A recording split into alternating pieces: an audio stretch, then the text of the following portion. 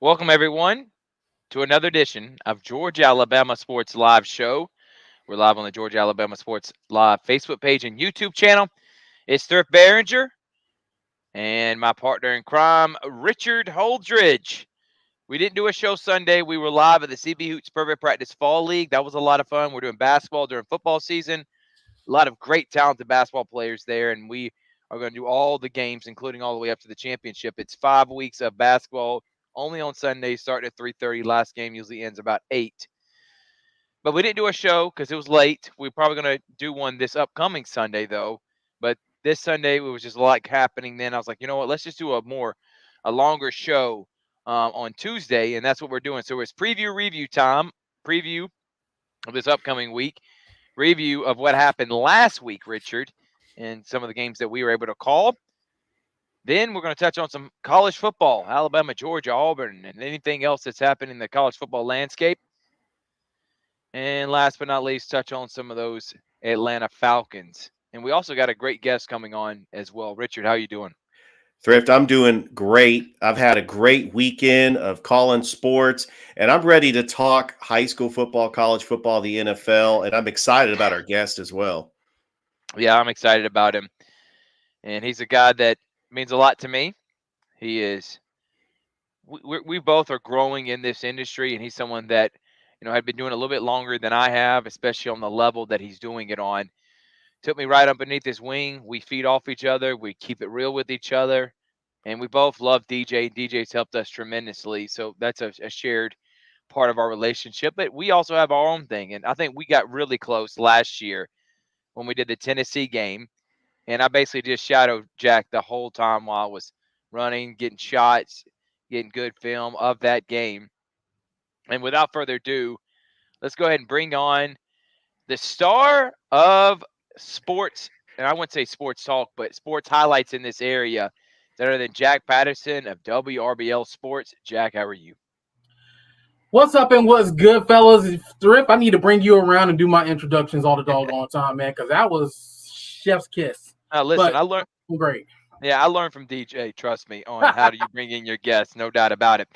But Jack, it's a crazy world that we live in. A lot of negativity going on in the world today. I mean, you talk about the murders in the Columbus and everything else, but at least we can in sports. I mean, it even infiltrated in the sports world back in August 25th for that Carver Spencer game, but things have managed to settle down. We got a bunch of great teams around the area. How's your fall going so far? You know, I'm cautiously optimistic in saying this, but it is shaping up like it's going to be a November and December to remember around here when it comes to teams on the football field. Like, we've got a lot of teams that are right now, they're kind of like setting themselves up. Some that we saw coming and then some we didn't see coming. But I really think that this is going to be a playoff run to remember around these parts. Yeah, I think so too, Jack. And like I said, me and Jack go way back, and you took me under your wing. It was a lot of fun last year. Got close during that Tennessee game, been boys ever since. And then, of course, colleagues as we cover everything that's going on in the Chattahoochee Valley area. And I guess that's what we're start, Jack. And we're going to start with the game that we were at on Friday. We did high school game day there, went all out for it. It was number 1 versus number 2, rematch of last year's AISA state championship. You know about this rivalry. We had both ADs on, Tim Fanning and Coach William Johnson of Lee Scott. They have mutual respect for each other. Of course, they're friends off the field, the court, whatever it may be. But when it's time for action, this is about as intense rivalry as you can get. Talk about what you thought you saw and how the game played out on Friday night, Glenwood versus Lee Scott. First thing I got to do is thank you and Richard for broadcasting the game, because it was my way. I was tuning in and out of the game throughout the night. So I just got to say thank you guys for what you do, because it's a big, especially on a Friday night when we're running around with our heads cut off trying to, cover any and everything that we had the manpower to cover. You guys kept me, in the loop of how that game was going. And that's where we ended up getting the final score from was from you guys' stream. So I thank you guys for everything that you do, live streaming these games every week. And man, it's a huge win for Glenwood. Everybody has kind of said that, Lee Scott's down this year. They're not as good as they were last year. And Lee Scott came to play on Friday night. They proved all those people who thought they were down wrong. They gave Glenwood everything they wanted and then some. But you got to credit the way that Glenwood played. It's like every time that Lee Scott threw a counterpunch after they took the punch for Glenwood had an answer. And they were able to, battle back and take care of everything. Huge win, and now the Gators are in the driver's seat for that one seed in the playoffs, and that's huge because that means if these two teams meet again, which it could happen, prior to the state championship, that game would be in the swamp, and Glenwood could have home field through the playoffs. They're in the driver's seat for that. So huge win for Glenwood, and year 2 for Coach Nelson and the boys there. I mean, right now it looks like that the only team that can stop them right now is them. Yeah, that was a very fun and exciting game. It was a back and forth game. Dallas Crow with 4 touchdown passes, but Lee Scott had a receiver, kind of reminded me of Cooper Kupp, Jake White. I got to look at the stats. It seemed like he had 20 receptions for 200 yards. I mean, he was just balling out, but Glenwood got the big stop. Camden White with 2 interceptions. You also had an interception from Griff Garner, and Glenwood was able to put the clamps on Lee Scott. But, Thrift and I, when we were calling this game, we were hoping for an exciting back and forth game, but we were happy that Glenwood was able to get the comfortable victory at the end. Absolutely. And, you talk about Jake White, he's been a man that has made his way into the top 3-on-3 on Friday nights for well over a year now. He's been one of those straws that stirs the drink for Lee Scott. So, to hear that stat line is not a surprise to me, Richard. And honestly, I think that Lee Scott will go as far as he takes them, and then Pelzer Reeves as well. So, like I said, Lee Scott is a really good team, and they show that they are still a threat in the AISA. And it's going to be somebody that Glenwood might run into again, but it's going to be something that they have to keep an eye on. But, for right now, huge win for the Gators. It puts them in the driver's seat. They control their destiny, know everything they want to do. Huge win for the Gators. Huge win for the Gators. Dallas Crow showed he is an absolute baller. He is fantastic with his legs. He had a 40-yard burst. Great deep passes to Mason McCrane and Camden White. By the way, I said it, Jack, on the broadcast. Everybody's talking about Travis Hunter. He's great. He's playing both sides of the ball. So is Camden White. 2 receiving touchdowns, 2 interceptions. The guy had a big-time hit. If you go see Glenwood's Facebook page, you'll see Dusty Perdue shared it too. I mean, it was a monster hit, and then he turned around and scored a touchdown too and bossed on someone. So that guy's balling. Lee Scott, though, kept it close. Took a 7-0 lead, took a 14-7 lead. Lee Scott showing that, hey, you know what? We still got the same quarterback as from last year. And Glenwood may be the top dog right now, but it's hard to beat a team twice. If they do face, I'm with you, Jack, it'll probably be in the state championship game. I think these are the 2 best teams in the AISA, bar none. I don't think it's even close. And Glenwood's going to have another battle on their hands if they have to face them again. Moving on from Glenwood, big-time win. Thank you again to Tim Fanning, Dusty Perdue, William Johnson, everyone that came on our high school game day show. Broadcast was fantastic. They take care of us there at Glenwood, and we appreciate it. And we're going to be doing a lot more Glenwood games, especially heading into the playoffs. From Glenwood, let's take on another team that Glenwood did beat, and they're the number 1 team in the GIAA. Preseason number 1, won the state championship last year, Jack. But they had to replace Cam Ellis. And Dusty Perdue called him the Tim Tebow of this area. And Christian Brown got off to a slow start. It did hurt that their AZ Justy, who is an all-world defender and offensive player, he got ejected from the game early. And I think that had an effect on how they played the rest of the game against Glenwood. But since then, Browns played fantastic.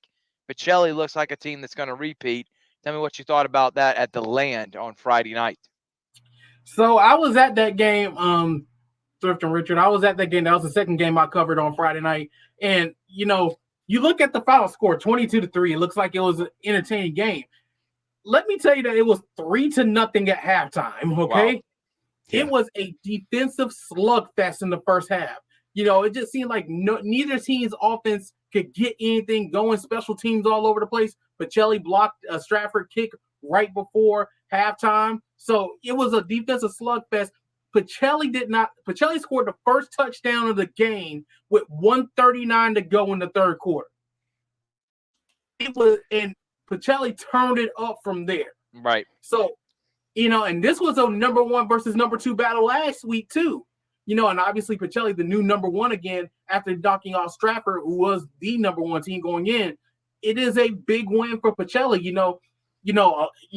We talk. This headline's been, Pacelli doesn't have Cam Ellis. They've lost a lot of talent. Are they the same team? And then they lose to Glenwood in a tough way week 1, and then ever since, Pacelli's just been quietly under the radar, and they just been taking care of business. They took out Mount DeSales, and now they get the rematch with Stratford. They take care of business against Stratford, and now going into homecoming this week against Gatewood, that's going to be a big game. And you don't look now. Pacelli's got some momentum on their side, and that's a dangerous, dangerous thing to give this team. Jack, I like how Pacelli's playing winners of 4 straight. Jacob Brown really has not skipped a beat. Corvée James having an incredible year as a running back. I love AZ Justy as that wide receiver / defensive back combo.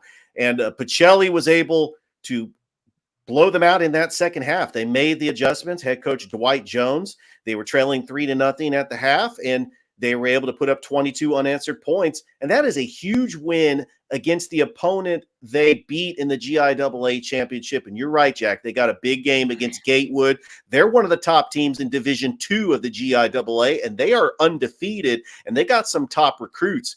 That one recruit is going to be playing for North Carolina. We heard that from the AD of Pacelli, head coach Corey Black. But I think that's going to be an exciting game. Pacelli can only just continue to get better, as this is a young team that is just going to continue to fight and compete in the GIAA once again. Absolutely. And at this point in the season, that's what you're trying to build with a young team like that. You're trying to build them and get them ready, because we know Pacelli's ceiling is going back to Mercer and Macon for the state championship. We know that's their ceiling. So we know one of the hardest things to do in sports is to go back to back winning a championship. And that's what Pacelli's trying to do. And they lost a lot of talent, but you're starting to see, even in the Glenwood game, you kind of saw flashes of what this team could be. And now, ever since then, we've started to see it come more and more about. And now, next thing you know, they're on a 4-game win streak, and they can get this win over Gatewood. You got to really keep an eye out on what the damage that this team can do in the GIAA. I mean, honestly, if they get this win here, maybe the only team that could, stop them is Brookstone. Yeah, and they play Brookstone at home October the 6th. That's going to be a big one, Jack. You know about the Brucelli rivalry. But thank you again, and shout out to DJ Jones and Dave Plata. Great broadcast. The GOAT of live streaming, Jeremy Hayes. And he had that was a student-ran broadcast. I thought they did a great job. You know how hard it is in this business, Jack. You know how hard it is to do live streams. Richard, you know it's well. And to see that being run by students at the leadership of Jeremy Hayes is awesome. And we'll go ahead and make the announcement as we'll preview that upcoming game here momentarily. We're still reviewing a few more games, Jack. But we're going to be at the Land. I will be on the broadcast with Dave Plata. Richard will be on there. We haven't decided where he's going to be, but he will be a part of the broadcast. Excited about that. High school game day is going to be there for Gatewood. It's going to be a lot of fun. Game day at 6 o'clock, 7:30 is Vikings Live. And then when you see Vikings Live, we'll also simulcast on our GAS Live YouTube channel. Dave Plata on the call, but him and DJ did a great job last week, and thank you so much. Richard, you can put that graphic up. We'll come back to that here in just a moment. I just wanted to throw that out there. All right, let's move on from that, and we can touch on these next ones kind of quickly, guys. I know those were two of the main games. We'll go to Calvary. We'll stay in the private school realm, and we'll do one more private school before we head on to Muskogee County and that Central Red Devils team that's looking fantastic. Jack, I know you and Tyler were live for that one. Calvary was down 21-6 at one point in this game. They've lost 2 straight. They got manhandled and mollywopped last week against Flint Rivers, 42-0 at halftime. But I know Coach Brunson. I believe in him. And I think there was no way they were going to lose 3 straight. And they came out on fire and a tear in that second half. Jack, what'd you think about Calvary Christian? 29 unanswered speaks volumes about that team. And, like I said, a lot of people have kind of, put Calvary down to the wayside, especially, the coaching transition and everything. And, next thing you know, you see especially after the Flint River game, and, Flint River's a really good squad. And, Yep. to see that score line and kind of, so like, okay, maybe Calvary's not as good as you think. And then you see Lanier Christian. Lanier Christian's got a really good squad, and to see them up 21-6 early, you think, okay, so here we go again. And then Calvary, they just turned it on in the second half. 29 unanswered points to get Wow. the win speaks volumes for how far that team has come in the last few weeks. And honestly, it's a team that we've got to watch out for in the gaps. If they can continue to build this momentum, this is a really important time of the year. And Yep.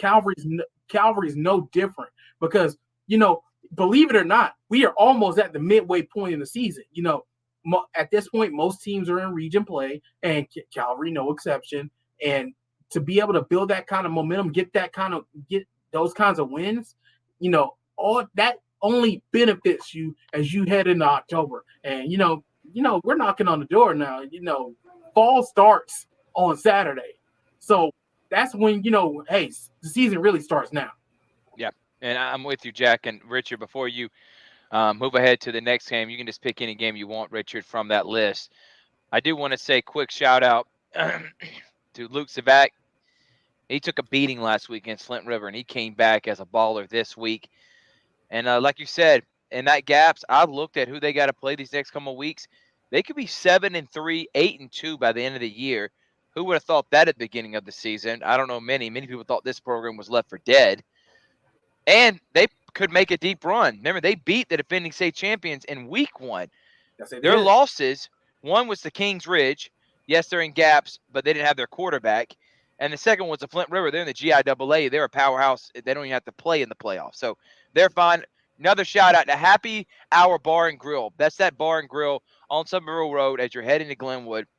Partnered with us, broadcasted the Glenwood game last week. They're going to do a lot of games in the near future. We're glad that they're a part of Georgia Alabama Sports Live. So you're looking for a good time. You're looking for good food and good beverages. Me and Jack, we love a good time, and we dang sure like good food and good beverages. Happy Hour Bar and Grill is the place for you. Football's back. Like you said, it's fall time. High school on Friday. Then you can come back on Saturday for college football, and then come back on Sunday for the NFL. You're just loaded. And then you got Monday Night Football, too. I mean, the only days we don't got covered is Tuesday and Wednesday. Just check out this show that we do every Tuesday. Richard, go ahead. I just got to give a shout-out to the guys. Oh, absolutely. One thing about Calvary Christian, they do play Heritage this week. They are also a GIAA school. So that's something to think about.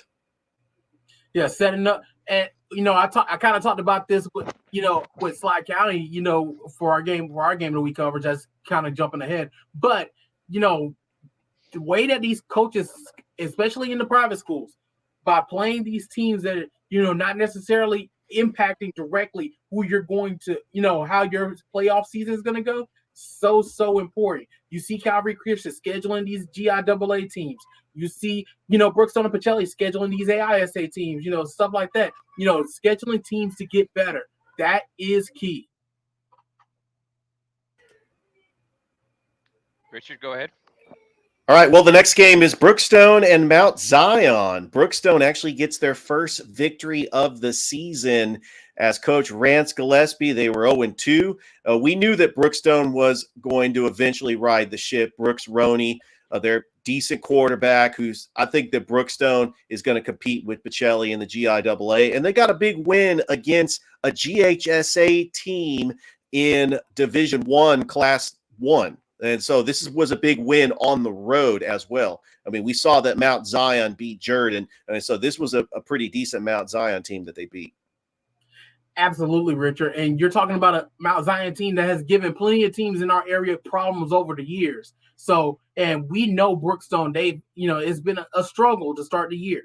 So to be able to go on the road and get the ship righted, that's big. Now you got to focus on, as you start going into region play, you got to focus on, to build off of that win. And it wasn't even a close win. It was a convincing win.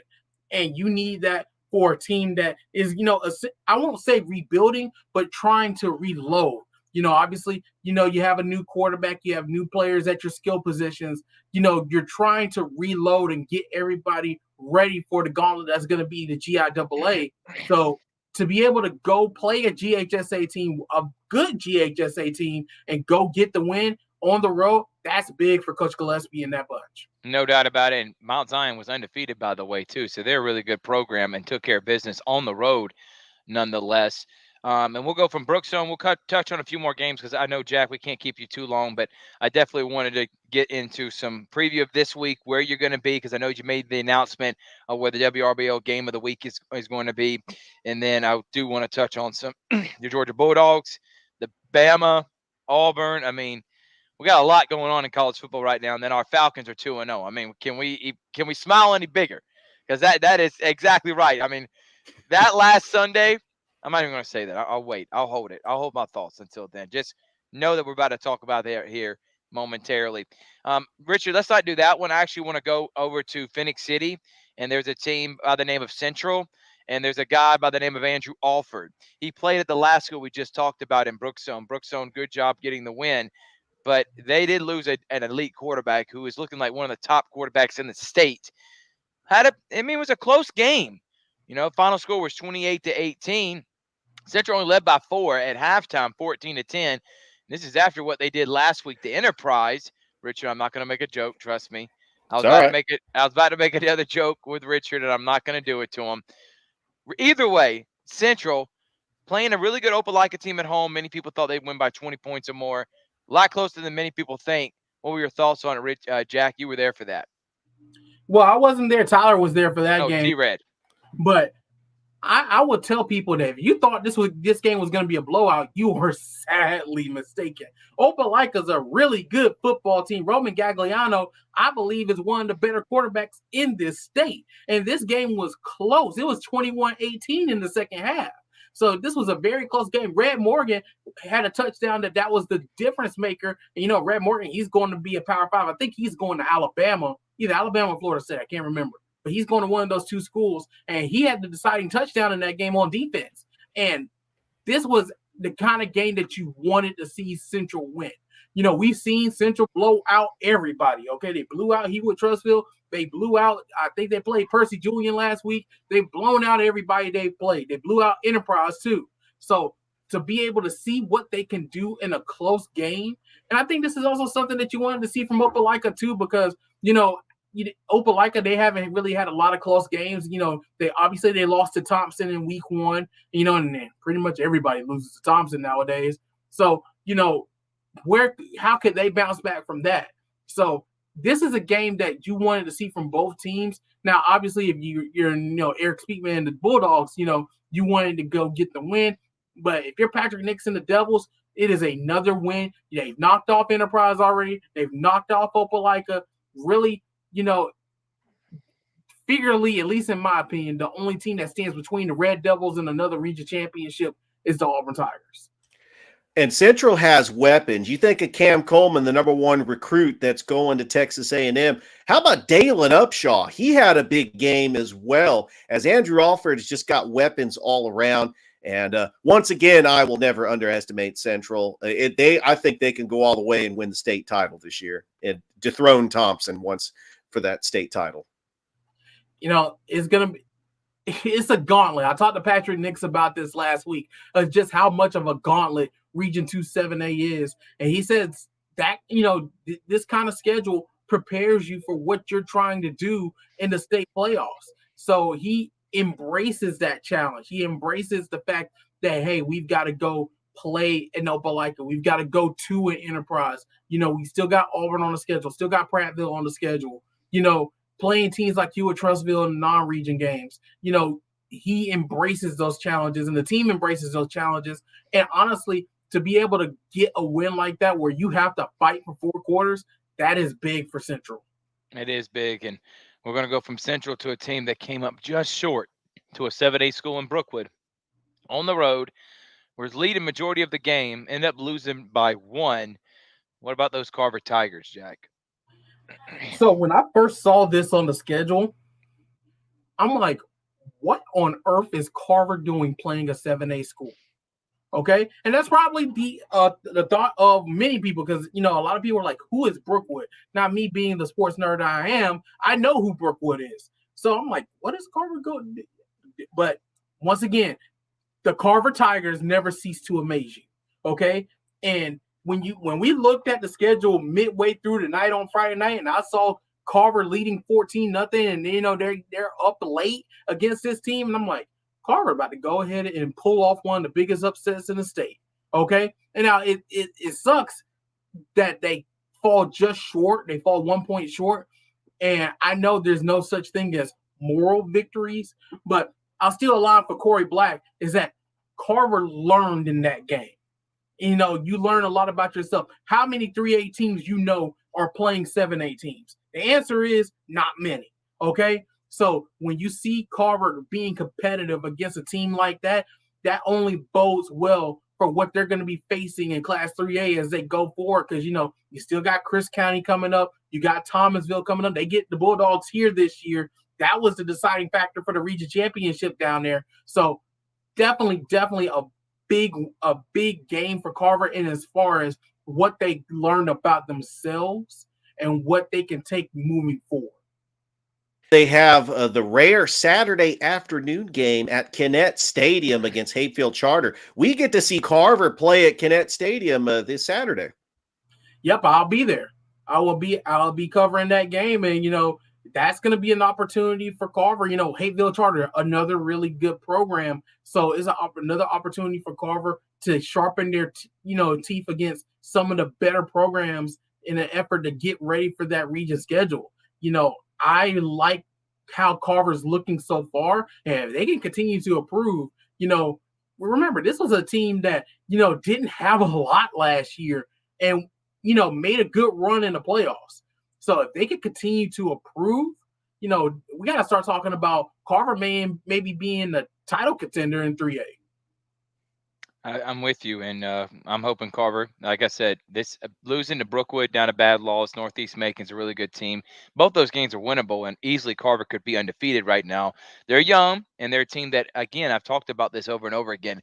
They're going to be better as the year goes on because that's what young teams do, and they're going to be even better next year.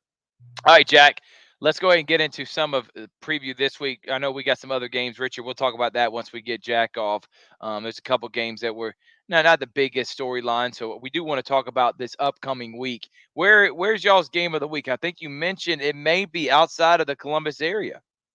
Yeah, with this time we're taking the game of the week on the road. We're going down to Ellaville, the Sly County Wildcats, number 1 in Class 1A Division II, taking on the team that is number 2 in Class 1A Division II, the Macon County Bulldogs. So it's a huge region rivalry in Region 6, and it's a huge rivalry down in that area. It's also Sly County's homecoming. They're talking about selling that stadium out. That stadium can host, I think 1,500 to 2,000 people. They're talking about selling that stadium out on Friday night. It is going to be a big time in Ellaville. And I went down and talked to the guys today, and, they're focused on, they know it's a big game, but they're also focused on it's the next game, okay? And we're talking about a team that's already battle tested. They took on Early County, who was a top 5 team earlier this year, shut them out 130-0, I believe. And then they go to Bleckley County, who's a really good Class 1A Division I team. They're in the top 10 over there. I think they're in the top 5, and beat them on the road in overtime a couple of weeks ago. So I feel like this is kind of like the all-in push for this team because you got a lot of seniors on this team. Jay Kanazawa, the quarterback, he's a senior. Jalua Solomon, the Auburn commit, he's a senior. But you still got a lot of great underclassmen as well. Zayden Walker, the linebacker, running back. The man is an absolute unit, makes me look small, okay? He's a junior on this team. But I really feel like there is a concerted effort, especially this team came 1 possession away from winning a state championship last year. This team knows they can win it. They're just trying to make sure they don't make the same mistakes they made last year. Remember, they started off slow last year. This year, no such thing. They have been playing lights out football, and if they could keep that going, look, Class 1A Division II, look out. Jack, I get the feeling after Manchester beat the state champions Bowden in week 1 that it seems like the state championship is up for grabs, and Schley County has to be the favorite. I'm gonna be perfectly honest with you. You can say that, Richard, and you wouldn't. I don't think you would be wrong. But Region 6 is a murderer's row. Okay, you That's have true. Sly County, the number 1 team in the state. You have Macon County, the number 2 team in the state. Manchester is the number 4 team in the state. Okay, so you have 3 of the top 4 in your region. Like, I hate it for the region that is paired up with this region this in the playoffs this year, because you're going to have a 3 seed that's going to likely be in the top 10 that's coming to your place. So good, have fun with that. And the region championship, 4 seed, you're looking at the other teams in this region. Taylor County's gotten off to a hot start too. So, like I said, this region is just a top to bottom, a lot of great teams in this region. And I don't think I'm stepping out on too far of a limb to say that the state champion is going to come out of this region. It's just a matter of who. And it's going to be a huge, huge game on Friday night in Ellaville. And it's the first step to finding out who's going to be, the team that comes out of this region. But honestly, between Sly, Macon, and Manchester, you're looking at 3 state title contenders in my eyes. Yeah, and then you got to throw in Flint River too, because they're in Woodbury. There's about 10 minutes, 15 minutes away from Manchester and Sly County and all them. So, I mean, we're talking about an area that has just elite level football. Manchester being near Flint River, and then, of course, Macon and Sly County. All right, let's move on from high school football. We talked about we're going to be at Pacelli Gatewood. You mentioned that game is going to be elite, Jack. Let's go into some college football, and we'll start with your Georgia Bulldogs. You were there on the sideline, and you know how many Georgia fans feel about Michael Bobo, and it's not high. Many people thought he should have been fired and not even allowed in the locker room after the first half, down 14-3. But from everything I've read and people I respect in this industry, said that he called a great game. That a lot of it was just, luck of the bounce or whatever you may have it. And the second half was dominated by Georgia. What was the feeling with Georgia fans at halftime? And give me your overall assessment of the offense. Well, we'll start with the end of the first half, and I posted this at halftime. I was like, if Georgia loses this game, that Mike Bobo may have needed a security escort out of that stadium. Yeah. Okay, and that's just how the fans were. I mean, you could hear the fans booing on the TV telecast. I went back and watched it, and you could hear the fans just frustrated. And definitely, I think the biggest thing that they did in the second half, and they did it from the outright. They aired the ball out. You follow Ra Thomas get involved. You saw Brock Bowers get involved in the game as well. And then you saw Dejon Edwards be able to start ripping, finding his gaps. So I really think that it was a great turnaround for UGA, but still a lot of work to be done. I really do think the Dogs would benefit from opening up the offense anymore. A lot more. I feel like at times you see that Carson Beck is kind of just, you feel like they're holding back. Okay. And I don't know if that's by design or if that's just how it is. And another thing that, I'll bring up, because I know a lot of people haven't brought it up, but in the game press conference the last couple of weeks, Kirby Smart has talked about how, a lot of people get frustrated by Georgia. They're running a lot of screen passes, a lot of, short passes, right? And Kirby says that, it's not so much that they're running a lot of those plays. It says that is they are considering those little quick outs to the side and the little screen passes. They're considering those runs. Okay. They consider those running plays. And those plays are not meant to, if they get big gains, oh, happy day. But they're not meant to get big gains. They're meant to get, 4, 5, 6, 7 yards, like a traditional run would, So it's meant to complement the running game, which is a unique way to look at it. I don't know how necessarily I feel about it, but, that's how the Georgia coaching staff is looking at it. And they're happy with, the progress they're making on there. Obviously they wish the blocking was a little bit better, because they want to be able to spring those big plays, you know, and obviously they want the work up front to be a little bit better too. But this Georgia team is also battling a lot of injuries too, so it's also they're trying to get better, and you got a lot of young people like they always do. So they're trying to get them acclimated up to speed, but they're also trying to get healthy too. So that's two things they're thinking about. You got to remember, Lad McConkey hasn't played a snap this year. Yeah, there we Okay, go. you just lost Amarius Mims, one of the big guys on the offensive front, to a sprained ankle. So you just lost him.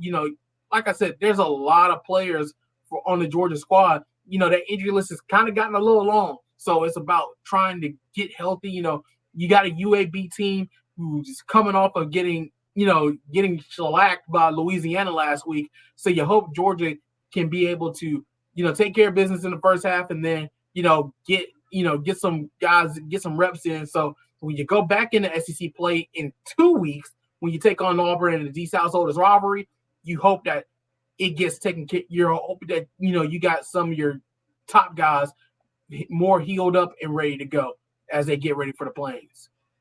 Jack, let's talk about the Atlanta Falcons. They're 2-0. I feel they have an identity.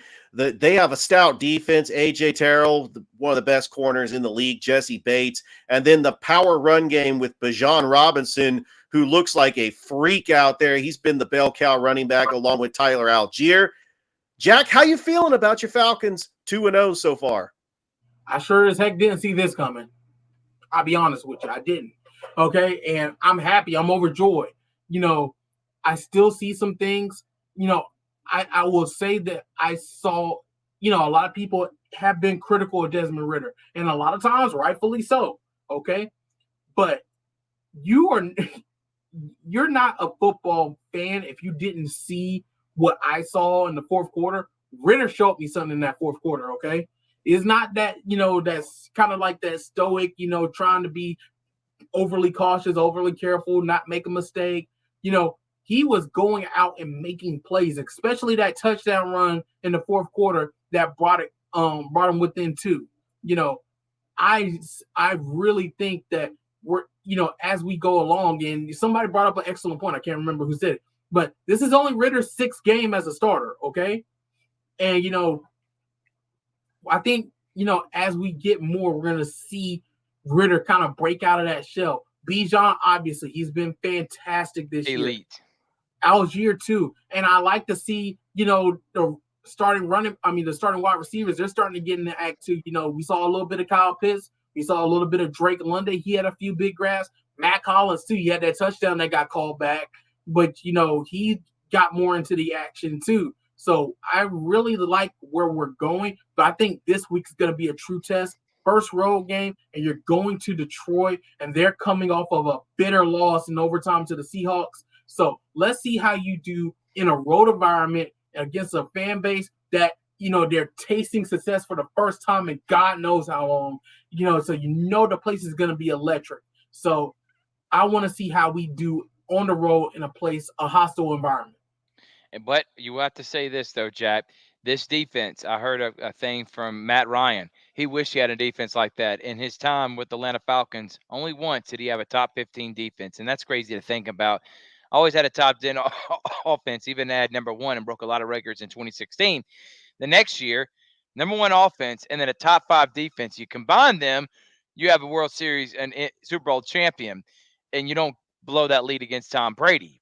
But that's neither here nor there. You're right. I shouldn't even said anything, Jack. But I like this team a lot. I'm of the mindset, and this is just me. Maybe Ridder just grow into it. But I'm thinking, what if they did sign a Jimmy Garoppolo or went after a Lamar Jackson? You put him with Bijan Robinson, that offensive line, the weapons he has, Arthur Smith's decent play calling, and the defense. I mean, the only thing that's going to set us back, obviously, is the quarterback position. Right now, we saw he was able to lead us a major comeback, a first major comeback since Matt Ryan was here, way back when we were actually making the playoffs, down by 12 head in the fourth quarter. So maybe he does got it. He's a hard worker. He's got a good heart.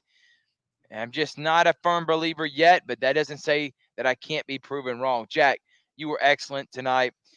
Last thing I'm going to ask you before we let you go is you got Braves fans wanting to jump off a cliff. They're getting smacked by the Marlins. They're getting beat by the Phillies. We suck. We're not going to be the number 1 seed. This is not what you wanted. I would rather have gone all the way down to the wire than getting Molly Watt playing bad baseball right now. Please calm these people down because we don't even have majority of our starting pitchers going. We obviously have put on the brakes and didn't even care about trying to get 110 wins. Well, number one, if they are like me right now, which I am obviously on the laptop with you guys, but I also have the Braves game. You send me looking back and forth. So the Braves are already winning. Okay, let's see, it's 1-0. Acuna Jr. hit a leadoff home run. There we go. So we're already leading. So you're off to a better start tonight. Strider's been pitching good so far. So pump the brakes, relax. Okay. I will say this is that, they don't get too caught up in it right now. Fans this year, we have been spoiled, okay? The Braves have only had a 4-game losing streak, okay?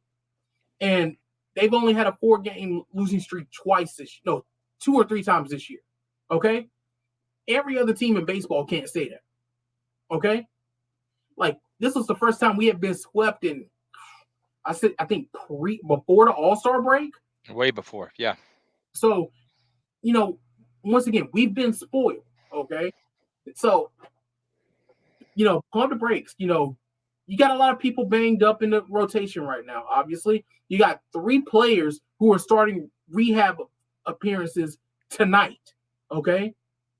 So, the key right now is get through the regular season, okay? Obviously, you want home field. And I think the Braves, they have built up such a lead that, they can afford a couple of games. Like, let's just, I'm already over here. So let's just check out what the standings are right now. So, obviously, they have built up such a lead against the Dodgers, who are the team they're battling for home field throughout the NL playoffs, and the Orioles, who right. team they were battling for the home field throughout the World Series. Let's see. The Braves still have, even through everything they've gone through, the Dodgers have been on a 4-game win streak at the same time the Braves have been on a 4-game losing streak. The Braves still lead by 3.5 games. Okay?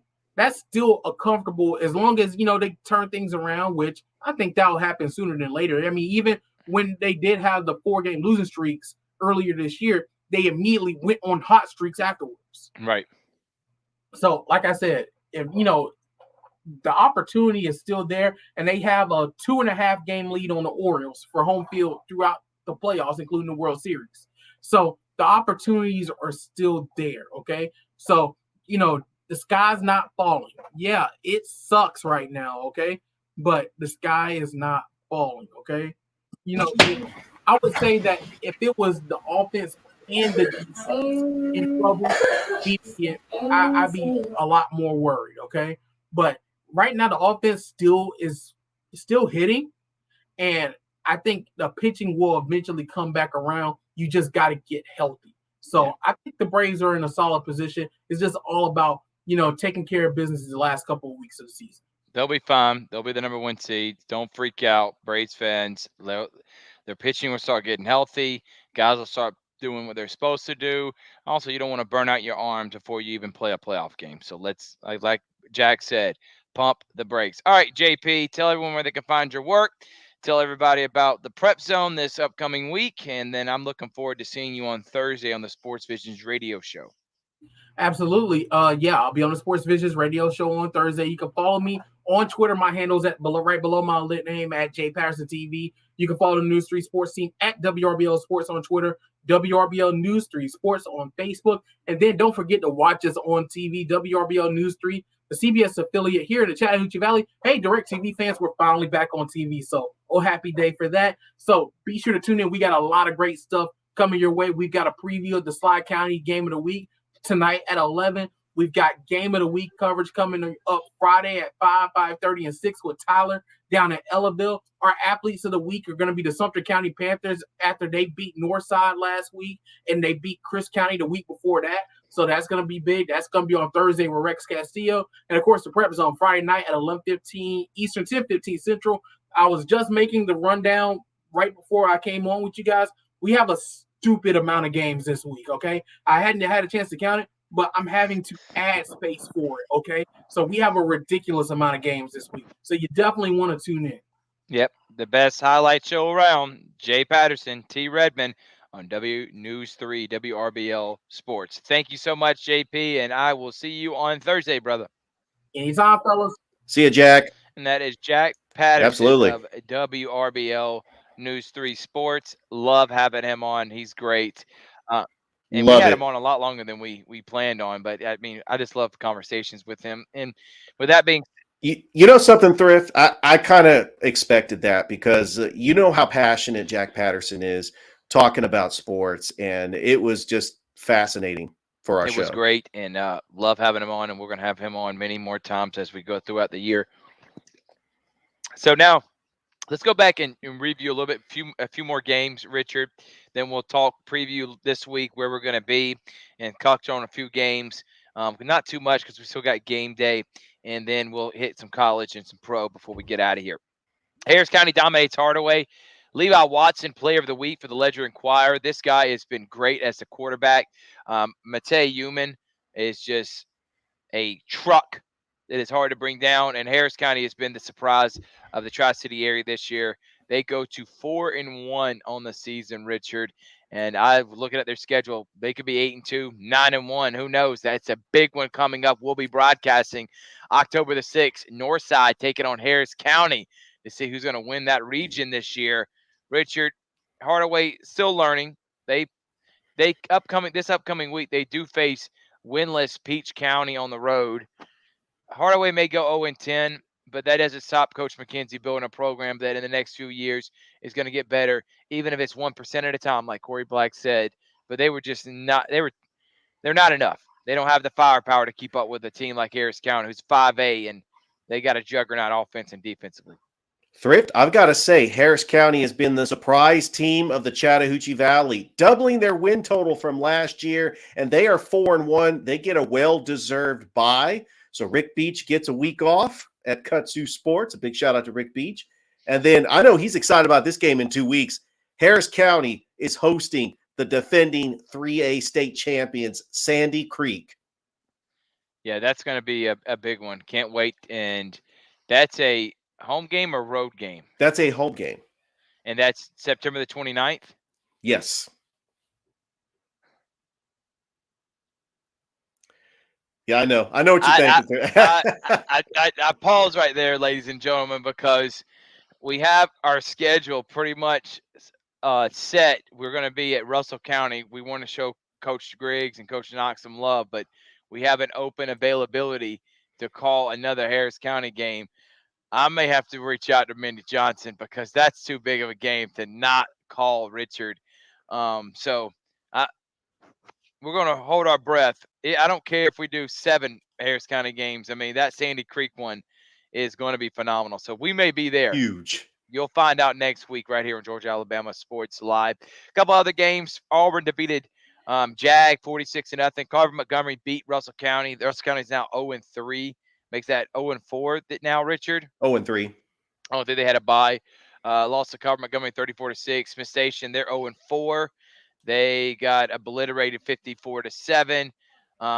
Just these teams just in a tough 7A classification, but the teams that they're facing off is elite. Valley beat Sylacauga 34-10. We will be doing Valley, by the way, in Russell County next week. Southwest defeated Jordan 40-0, and those are some of the other scores. And Flint River, shout out to them. They won 17-6 against a public school, the Redden. Chambers defeated Banks 67-18. We will be covering a Chambers Glenwood game the 27th. That's going to be a big one. Chambers probably the best 1A school and ranked top 3 in the state, regardless of classification for the AISA. And Shaw beating Columbus. I like Coach Johnny Gardner, Richard, and I like how his team's still competing. And I said this, and you heard me say it. Yes, Winner I did. winner of this game, it may catapult them into a decent playoff run. Shaw now goes to 2-3. They still have a lot to play for. Hopefully, they get their quarterback back in Nicholas Bates. Big win over Columbus High and Coach Gardner, and they still have a lot to play for. They got off to a bit of a slow start. They played some really good teams. Northside, Harris County, really good teams. Lost by 1 to, what was it, Macon County? Marion County. Marion County, lost by 1. They really should have won that, so they could be right now 3-2. Understandably losing to Northside and Harris County. Those are 5A schools, and they still kept it close. But Shaw, big win over Columbus High.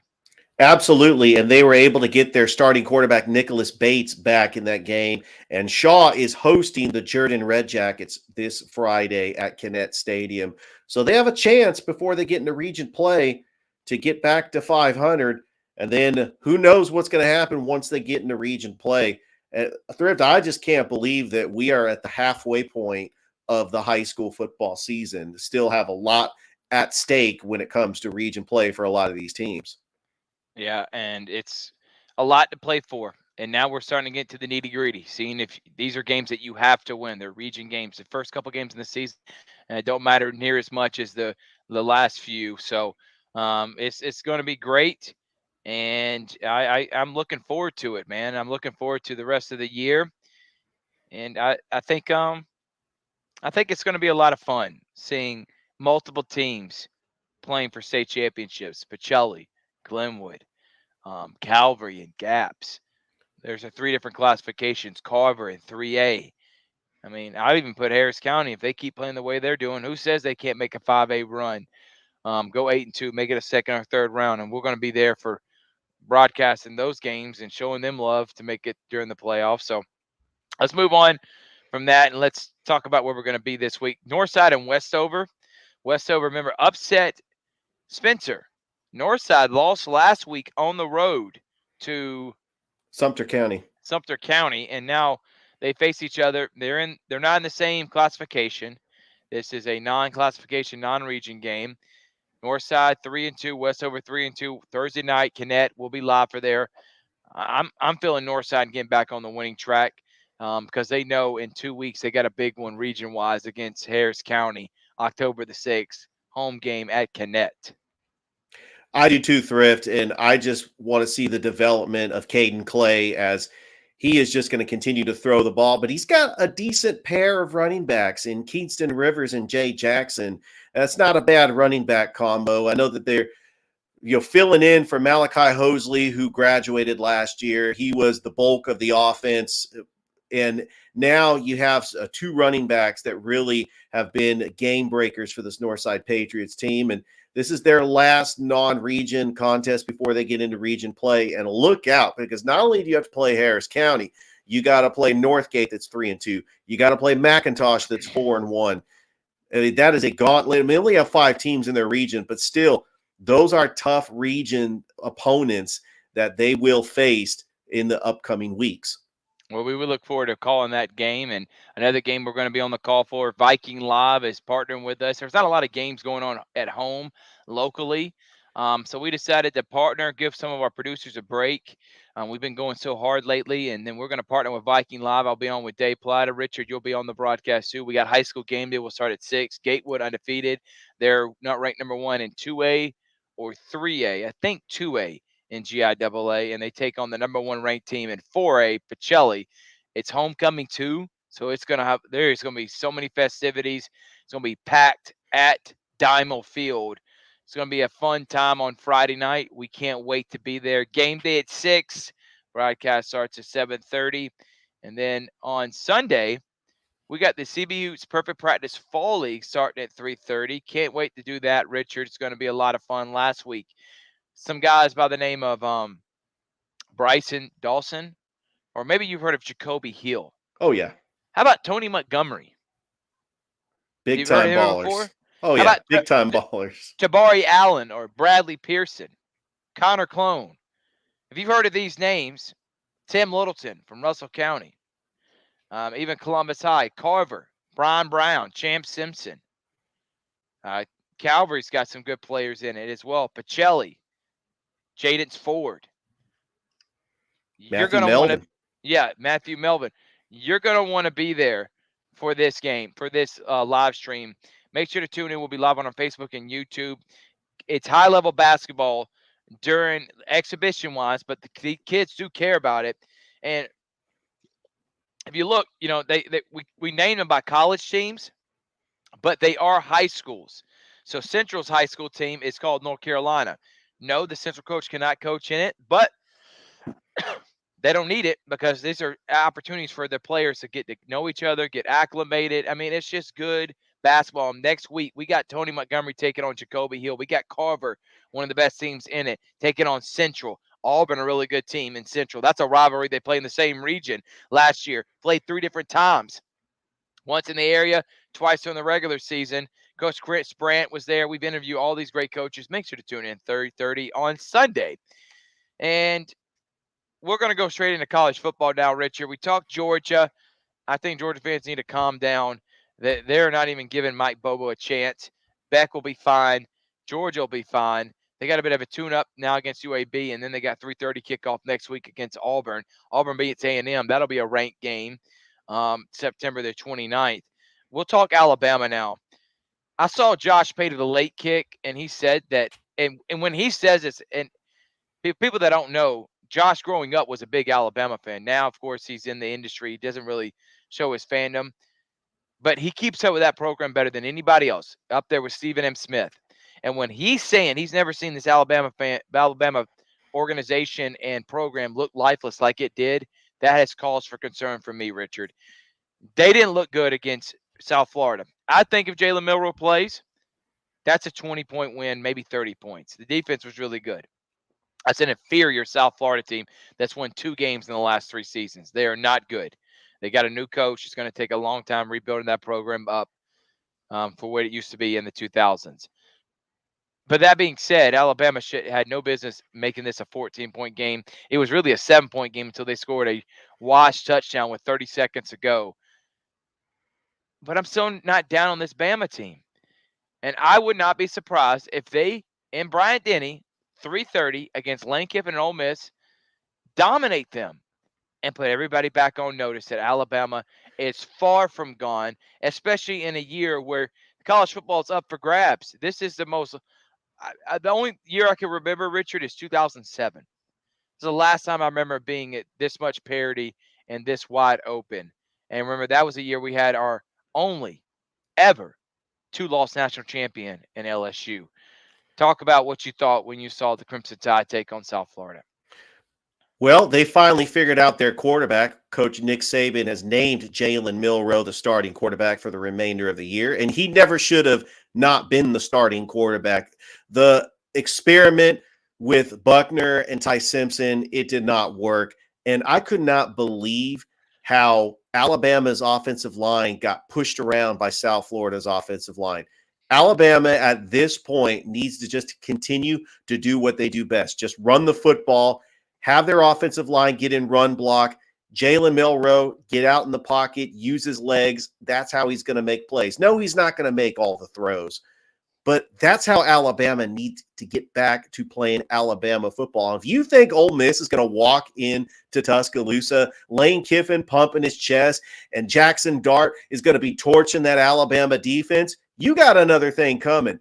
Alabama is playing angry, and their players are not going to be buying into Nick Saban like he like to call the rat poison.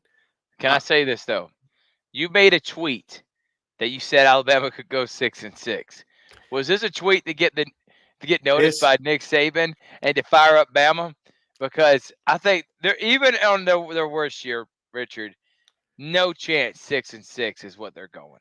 That would be called a hot sports take, which I am that is fire hot. That's grease. That is lighting a fire onto somebody. And really, yes.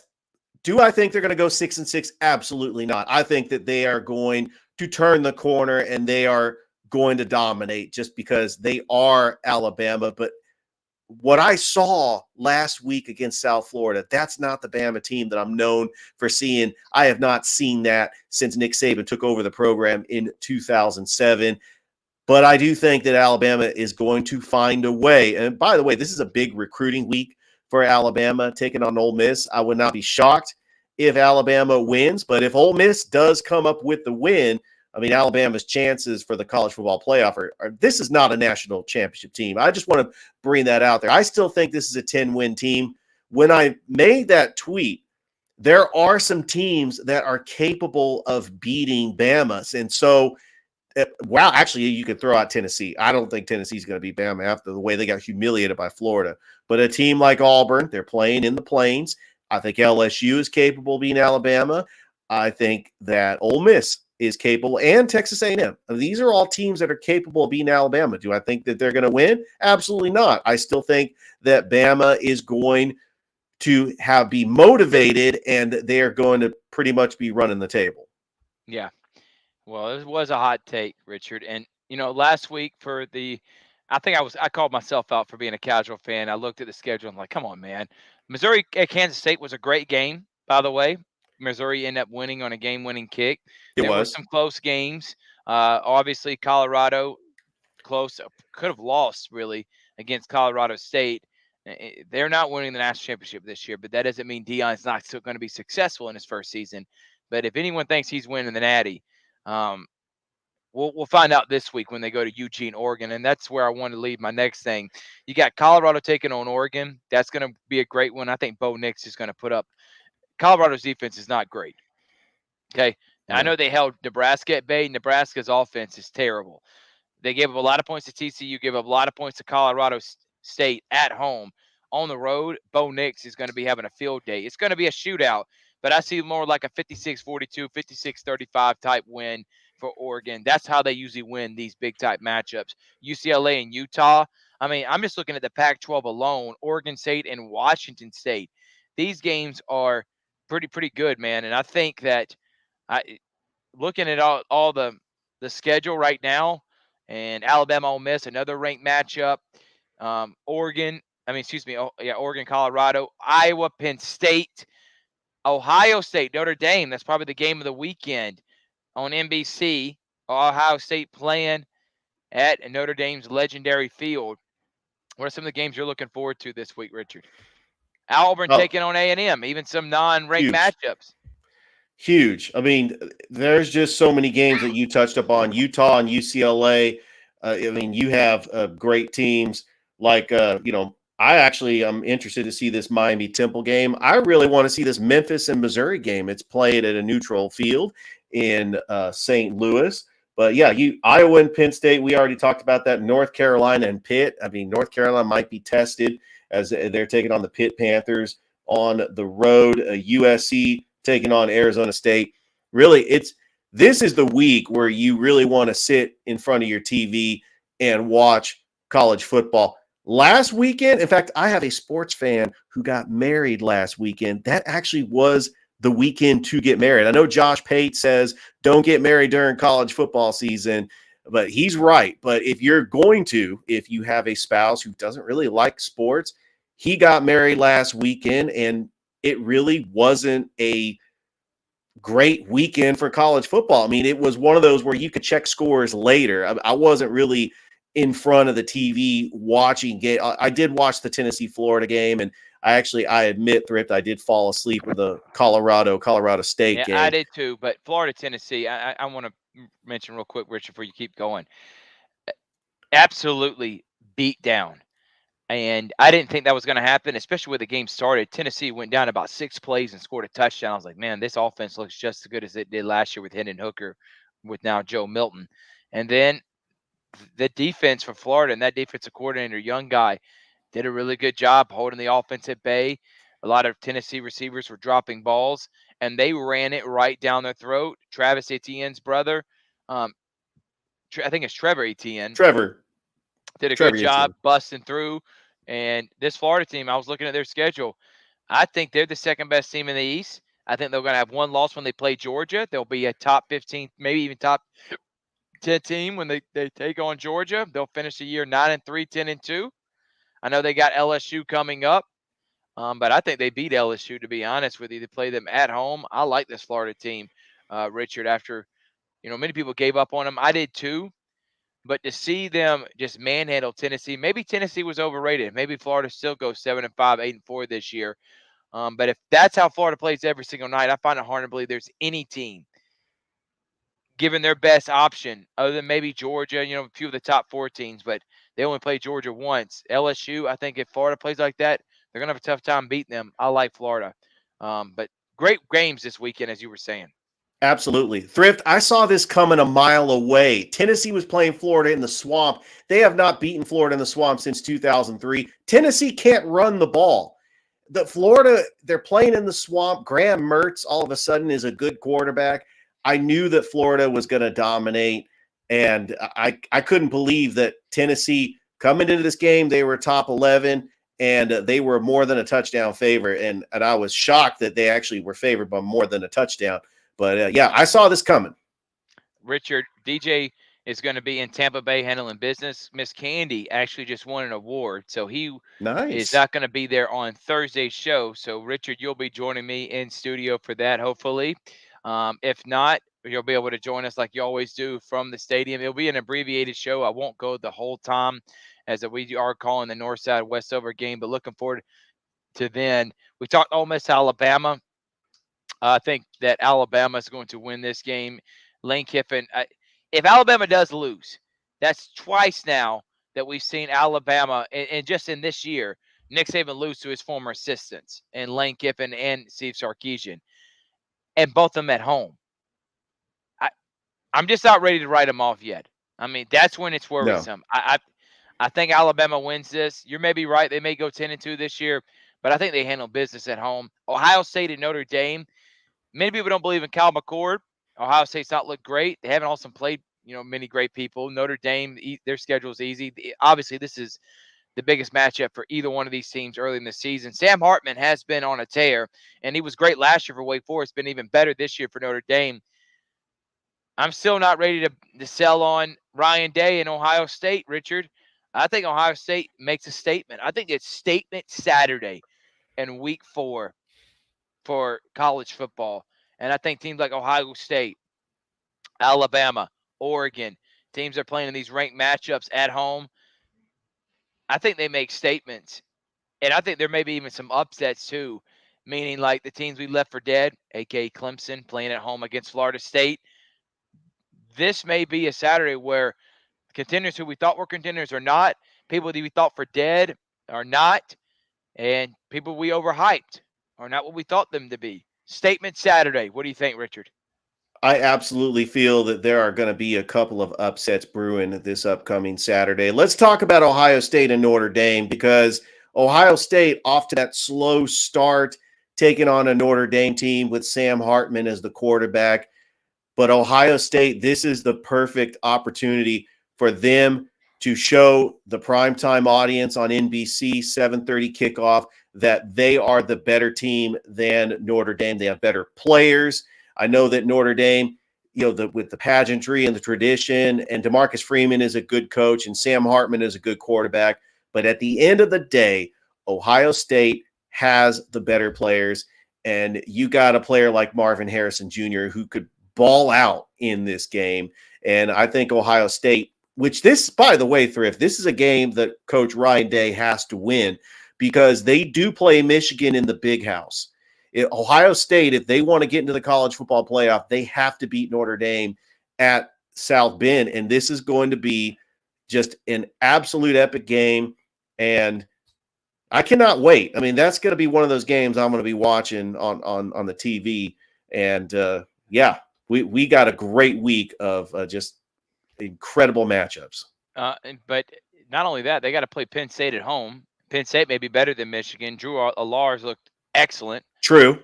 And they got a running back tandem in Nick Singleton and Katron Allen that those guys would be number 1 backs anywhere in the country. You name the program, they'd be the starters. They got a tough gauntlet, and winning this one can put a statement on what should be a tough Big Ten schedule this year. I do want to talk a little bit about Auburn A&M real quickly, and then we'll move on from college football, NFL, and get out of here, Richard. First, Auburn taking on A&M. And this is a question game for both programs. Is Hugh Freeze ready to contend this year? He'll learn that at 12 o'clock at Texas A&M College Station Aggie Field. Is A&M the program that many thought they were going to be last year? I know they got pretty much dominated by Miami, 48-33. But I think that A&M still has a lot to play for. I like Bobby Petrino. I want to lean Auburn. I really do. I do too. But if A&M loses this game, Jimbo Fisher's on the hot seat, and now that A&M, they got that oil money. They're open checkbook to go out and try to get a Dion. I think this is to be 2-2 through 4 weeks and still having to play LSU, Alabama, and other great teams around the SEC. That's at least 8-4 this year, and that is not what A&M fans want. They need to win this one. I'm going to lean Connor Wigman, and that's the main reason why. Wigman is played better than Thorne. Thorne has done enough to win games, and of course they did enough to beat Cal. The defense and special teams and the team as a whole dominated Sanford and UMass. But this is a different story. They're going to have a tough time running the football. Thorne's going to have to make plays with his arm. Will he do that against this Miami team? We'll see. Yeah, Peyton Thorne cannot make the mistakes. Auburn, they do play Texas A&M well, even when it's at College Station. But this is a must-win game for Texas A&M. Connor Wegman is going to have a good game. Remember, Texas A&M had the number 1 recruiting class 2 cycles ago, and I think that Bobby Petrino, as the offensive coordinator, is going to make a difference. And Texas A&M still has got a very tough schedule. Auburn is really 3-0.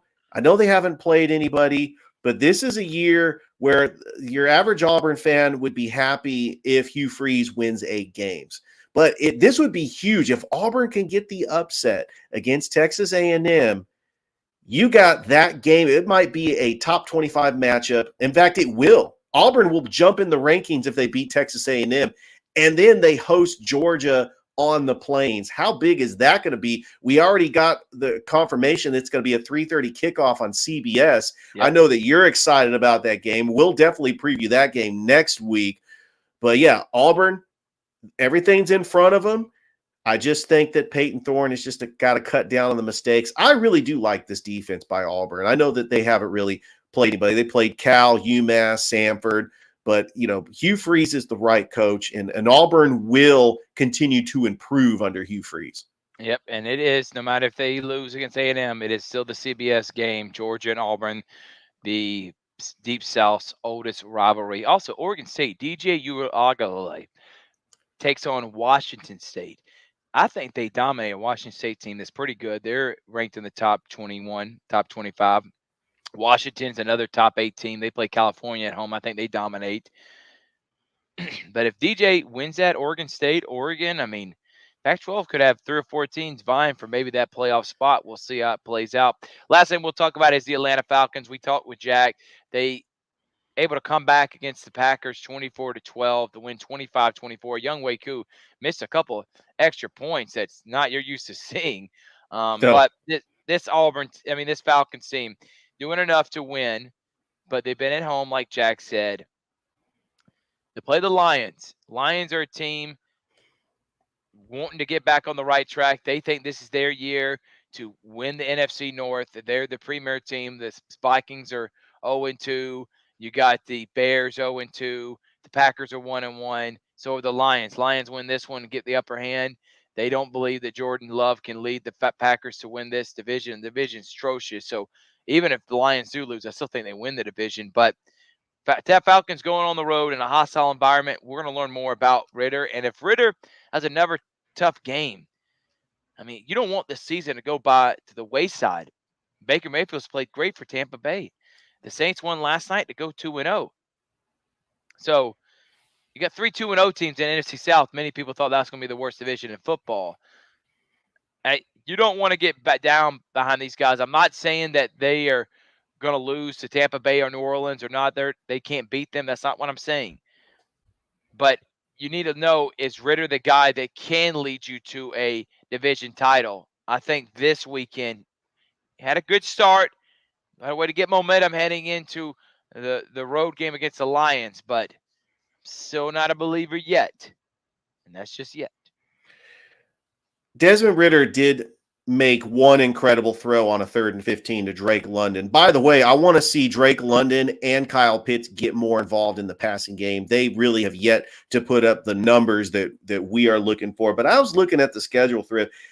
Yes, the Lions are a 3.5-point favorite to the Atlanta Falcons, which the Falcons have beaten the Lions in Detroit before. I mean, this is a winnable game. Imagine if the Falcons go 3-0.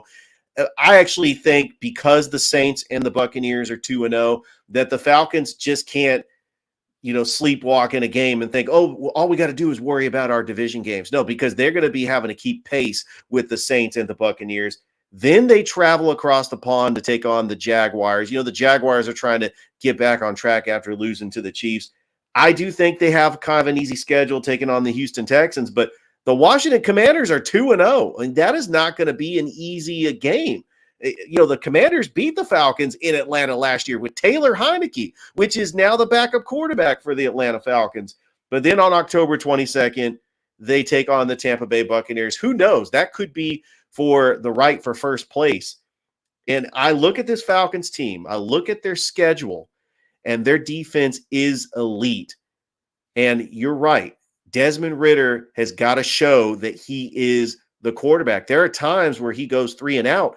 I did not like the fact that the Falcons came out in that first half. They got the ball in the second half, and they had 3 straight passes.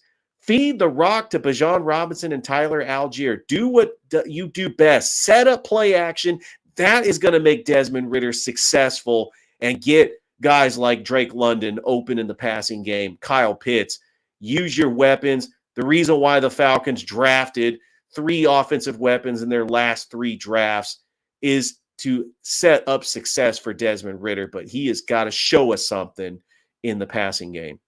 And feed Kyle Pitts. Only 8 targets through 2 weeks. Yeah, what's up with that? I mean, Travis Kelce gets 8 targets in 1/2 of a game. Yeah.